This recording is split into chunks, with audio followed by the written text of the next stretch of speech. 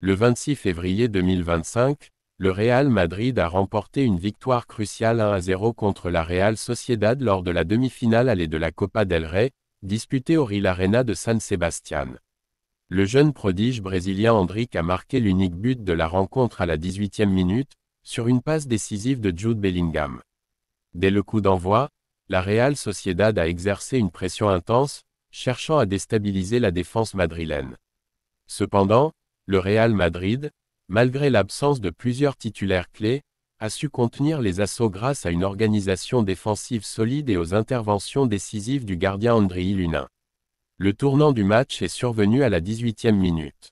Jude Bellingham, depuis le milieu de terrain, a délivré une passe en profondeur millimétrée vers Endrick.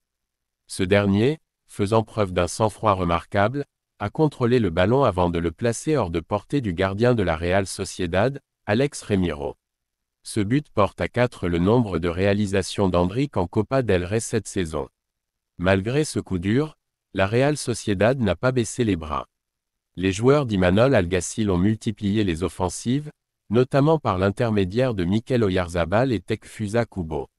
Cependant, la défense madrilène, menée par Antonio Rüdiger et Eduardo Camavinga, repositionnée en défense, est restée imperméable. Lunin s'est illustré par plusieurs arrêts déterminants, préservant ainsi l'avantage de son équipe.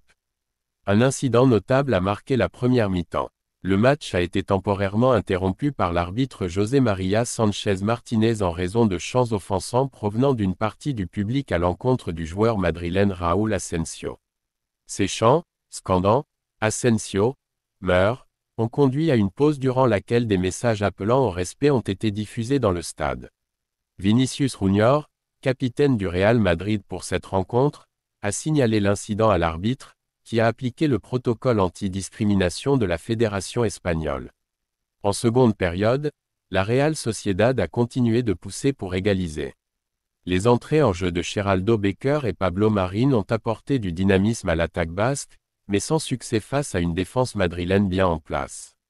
De son côté, le Real Madrid a procédé à des changements stratégiques, avec notamment l'entrée de Lucas Vázquez à la place de Raúl Asensio dès le début de la seconde période, probablement en réponse à l'incident survenu plus tôt. Après le match, Carlo Ancelotti, l'entraîneur du Real Madrid, a salué la performance de son jeune attaquant Endrick, le qualifiant de « spectaculaire » et affirmant que « le ciel est la limite » pour ce talent prometteur. Ancelotti a également exprimé sa satisfaction quant à la solidité défensive de son équipe et à leur capacité à gérer la pression dans un environnement hostile. Cette victoire à l'extérieur offre au Real Madrid un avantage précieux avant le match retour, prévu au Santiago Bernabéu le 2 avril 2025.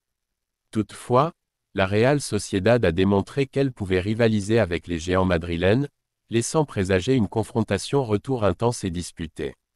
Pour revivre le but décisif d'Endrick et les moments forts de la rencontre, abonnez-vous pour voir les prochaines vidéos.